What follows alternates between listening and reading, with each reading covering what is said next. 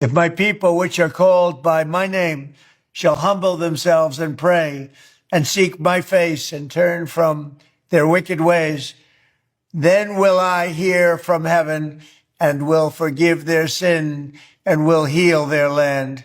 Now my eyes shall be open and my ears attent to the prayer that is made in this place. This video here made me believe that truly God was the one that set the government, and your soul cannot deny this, that God has created you and has given you the power and the ability to work towards the agenda of becoming a leader of a nation. God is the one that made you and give you the power and the mindset to go into leadership. And this video here has made me to know that truly the word of God is not a joke. And as a leader, you must know that it is God that put you on the seat that you are sitting. Now in 1 Corinthians chapter 12, verse 28, the word of God said here, and God has set some in the church. Now this church here is your body and my body. Like everybody is a church. Everybody is the temple of God. We are the temple of God, not a building, not a molten image that was molded and builded.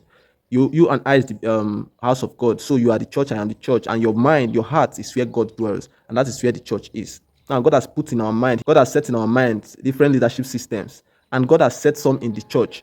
First, apostles. Secondarily, prophets. Thirdly, teachers. After that, miracles. Then gift of healings, helps.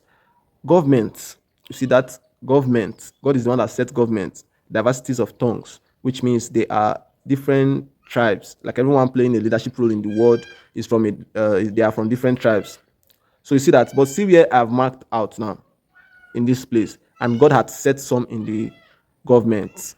You see that? Now I want you to understand that truly God is the one that sets some in the government, and we should play according to the rules that God has given us. Every leader in the world must play according to the rule that God has given in His word, because the word of God said that you should withhold not good from them to whom it is due, when it is in the power of the hand to do it. When it is in the power of the hand to do it. Now, as a leader, it is in you the power of your hand to preach the word of God to your people, because they will likely listen to you. It is the power of your hand to teach them the ways of God and bless them with the riches that God has put in your possession. Yes, because the God that set you there in the seat has given the people command. In 1 Peter chapter 2, verse 13, he said, submit yourselves to every ordinances of man for the Lord's sake. And this ordinances of man is the ordinances of a leader of a nation, the order of a leader of a nation, like the order of the government of a nation. And there's one man that sits on the seat of that government and represents that nation. So that is the man here. So submit yourselves to every ordinance of man for the Lord's sake, whether it be to the king as supreme. Now this king here is the word of God, the supreme king. You see that the spirit of God, the word of God. Now, verse 14, it says here, or unto governors, as unto them that are sent by him for the punishment of evildoers and for the praise of them that do well. So you see that it is God that sets the seat of the government and has also appointed the people to obey them. So this is what I want you all to know, that as a leader, you must do what God has given you to do. Because the word of God said in Hebrews chapter 13, verse 17, he said, obey them that have the rule over you and submit yourselves, for they watch for your souls as they that must give account, that they may do it with joy and not with grief, for that is unprofitable for you. Now, you see what Trump is doing here, what Donald J. Trump is doing here. He is proclaiming the peace of God unto the US country. He is making sure that he's following the rules of the Father that have set him on the seat, because he will give account of the souls of the people that God has put under him. And he's making sure that he's protecting the life of the people in USA, because he must give an account of the souls of people of the people that God has given under his care. For they watch for your souls as they that must give account. You see that?